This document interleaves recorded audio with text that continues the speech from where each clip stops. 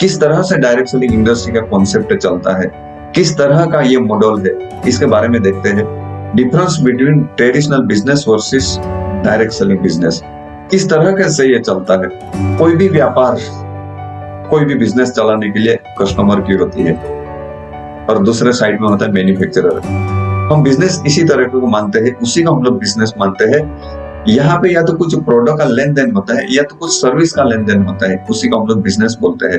तो हम लोग यहाँ पे फॉर एग्जांपल के तौर पे लेते हैं कि यहाँ पे हम लोग प्रोडक्ट सेलिंग का हम लोग एग्जांपल लेते हैं।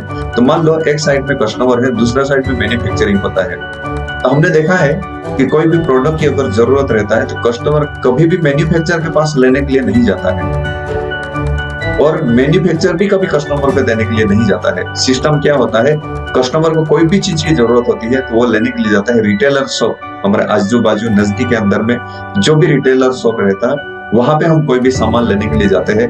रिटेलर भी अपने घर पे के अंदर में नहीं बनाते हैं, वो होलसेलर के पास लेने के लिए जाता है। होलसेलर लेने के लिए जाता है लोकल डिस्ट्रीब्यूटर, लोकल डिस्ट्रीब्यूटर लेने के लिए जाता है रीजनल डिस्ट्रीब्यूटर, रीजनल डिस्ट्रीब्यूटर लेने के लिए जाता है नेशनल डिस्ट्रीब्यूटर और वहां से सीएनएफ एजेंट। यानी कि मैन्युफैक्चरर के पास से जो भी प्रोडक्ट का मैन्युफैक्चरिंग होता है वो कस्टमर तक आते आते इतने सारी जगह से ये पास होता है और तभी कस्टमर के पास में ये पहुंचता है। और सबसे बड़ी जो बात होती है वो होती है एडवर्टाइजिंग। आज कस्टमर को मालूम कैसे पड़ता है कि मार्केट के अंदर में कोई प्रोडक्ट नया आया हुआ है। अगर यहाँ पे एक एग्जांपल के तौर पे ले लिया जाए लक्स साबुन, ऐश्वर्या राय एडवर्टाइजिंग करती है कि मेरी सौंदर्य का राज है लक्स। उनका कहने का मतलब ये होता है ना, ऐश्वर्या राय ये कहती है कि मैं लक्स साबुन से नहाती हूँ, इसके लिए ही मैं इतनी गोरी हो गई हूँ। क्या ऐश्वर्या राय सही बोलती है? आपको क्या लगता है, क्या सही बोलती है ऐश्वर्या राय? कमेंट करके आप जरूर बताना। अगर ऐश्वर्या राय सही में ये साबुन से नहा के अगर गोरी हो गई रहती ना तो यकीन मानो ये साबुन है ना हमारे यहाँ पे मिलता ही नहीं। ये या तो साउथ अफ्रीका, केन्या या तो फिर हमारे साउथ के अंदर में ही पूरा चला गया रहता था, क्योंकि वहां के लोगों को सबसे ज्यादा इसकी जरूरत है, वहां के लोगों को सबसे ज्यादा इसकी जरूरत है। तो क्या कहा गया है कि ये एक मार्केटिंग टेक्निक है। ये होता क्या है, इस पे पेमेंट का अगर कैलकुलेशन किया जाए, मैन्युफैक्चरर जिस भी प्रोडक्ट को 30 रुपए में बनाता है वो कस्टमर तक आते आते हो जाता है 100 रुपीज। 30 रुपए में बनाई हुई चीज कस्टमर तक आते आते हो जाता है 100 रुपीज। इसका मतलब बाकी के जो 70 रुपया रहते हैं, यानी कि 70% पैसे कहाँ पे चले जाते हैं? बहुत सारे ये बीच में रहने वाले लोगों को। हमने सबको मालूम है कि एडवर्टाइजिंग वाले 10-20 सेकंड की एड के लिए उनके पास में करोड़ों रुपया जाता है। वो कहाँ से जाते हैं? यही 70% पैसे में से, यानी कि सबसे ज्यादा पैसे जो जाते हैं वो एडवर्टाइजिंग वाले के पास में।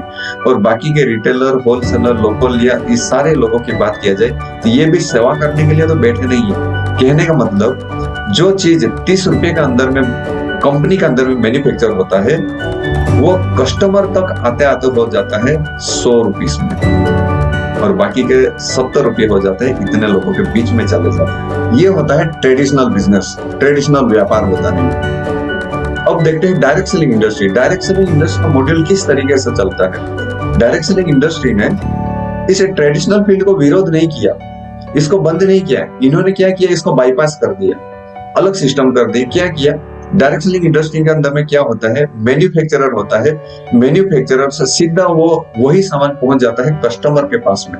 यहाँ पे बीच में काम करती है direct selling industry, direct selling company यहाँ पे बीच में काम करती है। और यहाँ पे क्या होता है, कस्टमर रिकमेंडेशन होता है। किस तरीके से होता है? थ्रू माउथ पब्लिसिटी के थ्रू यहाँ पे एडवर्टाइजिंग होती है। ट्रेडिशनल फील्ड के अंदर में ऐश्वर्या राय और बहुत सारे स्टार होते हैं, वो जाहिरात करने के लिए आते हैं, वो एडवर्टाइजिंग करते हैं। यहाँ पे कौन करता है? कस्टमर ही रिकमेंडेशन करता है। ऐसे भी कस्टमर को आदत है ही, हमारे सब भाई बहनों या जन सबको ही आदत होती है, हम कोई भी चीज एक नया परचेस करके लेके आते हैं, वो हमारे मित्रों को, आजू बाजू वालों को, सबको हम लोग बताते हैं ना। सब लोग प्रचार का काम करते हैं, लेकिन हम लोग मुफ्त में करते हैं और कोई सिस्टम से नहीं करते। इसकी वजह से हमें वहां पे पेमेंट नहीं मिलता। लेकिन अगर आप वही काम, प्रचार का काम, अगर आपको जो भी चीज अच्छी लगे वो सिस्टम में रह के अगर उसका प्रचार कर दिया जाए तो जो पैसे ऐश्वर्या राय को मिलते हैं, जो पैसा अमिताभ बच्चन को मिलता है ना, जो बहुत सारे स्टार को जो पैसे मिलते हैं, वही पैसे आने वाले दिन में आपको भी मिलेंगे। इसके लिए यहाँ पे आपको सिस्टम से रह के आपको काम करना है। तो यहाँ पे क्या होता है, डायरेक्ट सेलिंग कंपनी है, उसके जो प्रोडक्ट है वो कस्टमर थ्रू रिकमेंडेशन होते हैं और किस तरीके से होते हैं, माउथ पब्लिसिटी के थ्रू होते हैं। तो यहाँ पे अगर पैसे की कैलकुलेशन किया जाए तो जो मैन्युफैक्चर का प्राइस तो वही रहा, 30 रुपये में ट्रेडिशनल फील्ड में भी होता है, डायरेक्ट सेलिंग फील्ड में भी 30 रुपये मैन्युफैक्चर कीमत वही रहा। कस्टमर को जो मिला ट्रेडिशनल फील्ड के अंदर में भी 100 रुपये में मिल रहा था, डायरेक्ट सेलिंग इंडस्ट्री में भी 100 रुपये में ही मिल रहा है। लेकिन डिफरेंस क्या हुआ? डिफरेंस जो हुआ वो है 70% पैसे का।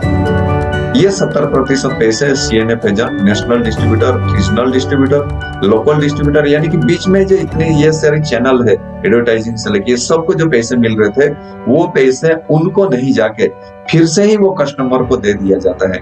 अगर आप सिस्टम से रह के इस डायरेक्ट सेलिंग इंडस्ट्री के थ्रू काम कर रहे हैं तो आपको बोला जाता है डायरेक्ट सेलर, आपको बोला जाता है डायरेक्ट सेलर।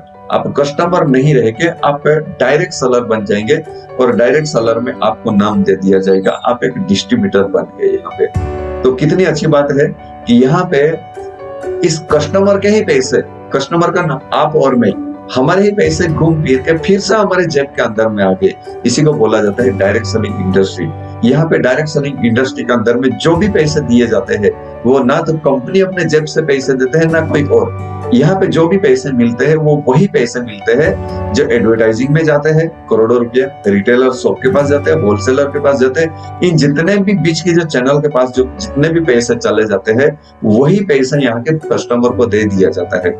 यहाँ पे एक बहुत बड़ी सोचने वाली बात ये होती है कि ये 70% पैसे अलग अलग सात अलग अलग लोगों के पास जाते हैं और ये 7 अलग अलग लोग बांट के लेते हैं ये पैसे।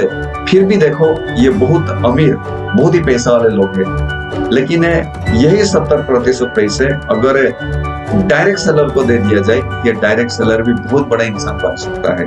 और ये डायरेक्ट सेलिंग इंडस्ट्री वो सुनहरा अवसर देती है कि एक आम इंसान, एक साधारण इंसान को भी अपने जिंदगी के अंदर में बहुत बड़ा इंसान बन सके, वो बहुत बड़ा बिजनेसमैन बन सके, ये सुनहरा अवसर देती है ये डायरेक्ट सेलिंग इंडस्ट्री।